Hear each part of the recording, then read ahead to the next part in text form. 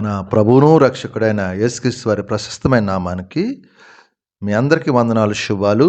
అందరూ బాగున్నారమ్మా? దేవాదేవుడు మరొక నూతన దినం దయచేసిన దేవాదేవునికి వందనాలు చెల్చుకుంటూ ఈ దినపు వాగ్దానం ధ్యానించుకుని ప్రార్థన చేసుకుని మన పనులు ప్రారంభించుకుందాం. ఈ దినపు వాగ్దానం, మనలను సృజించిన యెహోవా సన్నిధిని మోకరించుదాము.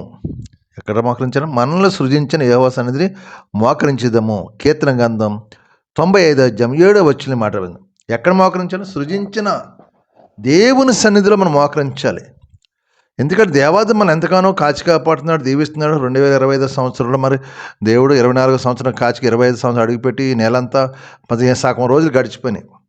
మనం ఎంతగానో అనేక చోట్ల అనేక సమస్యలు, ఇరుకులు, ఇబ్బందులు, అగ్ని ప్రమాదాలు, భూకంపాలు, కరువులు అన్నిటిని తప్పించిన దేవునికి మనం ఏం చేయాలి? మనం యెహోవా సన్నిధిని మోకరించి దేవుని అడగాలి. నేడు మీరు మా మాటను అంగీకరించిన ఎంతో మేలు. దేవుని మాట అంగీకరి ఎంతో మేలు. మనం దేవుని మాట మేలు అంటున్నాడు. ఎక్కడ ఎక్కడ ఉంటుంది మేలు? కావాలంటే దేవుని సన్నిధిలో మేలు ఉంటుంది. ఆ మేలు పొందుకోవాలంటే దేవుని సన్నిధికి వెళ్ళి మోకరించి అని అడగాలి. అంటే నేను ఏ పాటి వాడినయ్యా నీ సన్నిధిలో అని తగ్గించుకునే స్వభావం మనకు కలిగి ఉంటే ఆడి దేవుడు మనం హెచ్చిస్తూ ఉంటాడు. అందుకే ఎక్కడ సాగిలిపడాలంటే మన మనుషులు ఎదురు సాగిలిపడతాం, సృష్టికర్త ఎదురు సాగిలిపడం. మనం సృష్టించిన యెహోవా దృష్టికి మనం సాగిలిపడి ఆయన్ని అడిగితే దేవుడు ఏదైనా చేస్తాడు, మేలు చేస్తాడు. కీడు చేయడానికి మేలు చేసే దేవుడు. కాబట్టి ఇది నాన్న మరి ఆ సన్నిధికి వెళ్ళి మోకరిద్దాం, మన అందరం ఏకీపిద్దాం, అందరం దేవుని ఆరాధించుకుందాం. దేవుడు అనేక మేళ్ళు, అనేక అద్భుతాలు మన జీవితం జరగాలంటే మనం అందరం దేవుని సన్నిధిలో మోకరించి ఆయన అడిగితే ఆయన మనకు మేలు చేసే కృప దేవుడు మనకు దయచేయను గాక.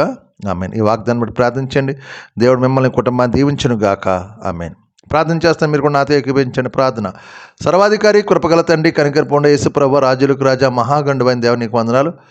మరొక నూతన దినం దయచేసినందుకు మీకు స్తోత్రాలు చెల్లించుకొని ఈ దినమంతా మేము చేసే పనంతా దేవునికరంగా ఆశీర్వాదకరంగా సహాయం చేయండి. యజమానుల ద్వారా, తోటి పనివారి ద్వారా ఏకుడు రాకుండా అందరితో సమాధానం, శాంతి, నెమ్మది దాచేయండి. మా పనిభారం ఒత్తిడి తీసేయండి. మాకున్న బలహీనతలు తీసేయండి. మా యజమానుల ద్వారా తోటి పని సంతోషం, సమాధానం దాచేయండి. యజమానులు మా ప్రేమ చూపించే కృప దాచండి. బలహీనంగా మీరు ముట్టండి. హాస్పిటల్ మీరు ముట్టండి, స్వస్థపరచండి. నీ కృపలో కాచి దాచి కాపాడమని మీ కృప వాళ్ళ కష్టాజీతం రాసింది, తాగుడి వ్యసనాలతో దూరపరచండి. కుటుంబ సమస్యలను బాధపడి విడుదల దయచేసి కృప చూపించమని నీ సన్నిధిలో ఒక సాక్షిగా నిలబెట్టే కృప దయచేయమని మీకే మహిమ, ఘనత, ప్రభావం పొందుకోమని యేసు పరిశుద్ధ నామమున అడుగుతున్నాను తండ్రి. ఆమెన్. దేవుడు మిమ్మల్ని దీవించును గాక. ఆమెన్. వందనాలు.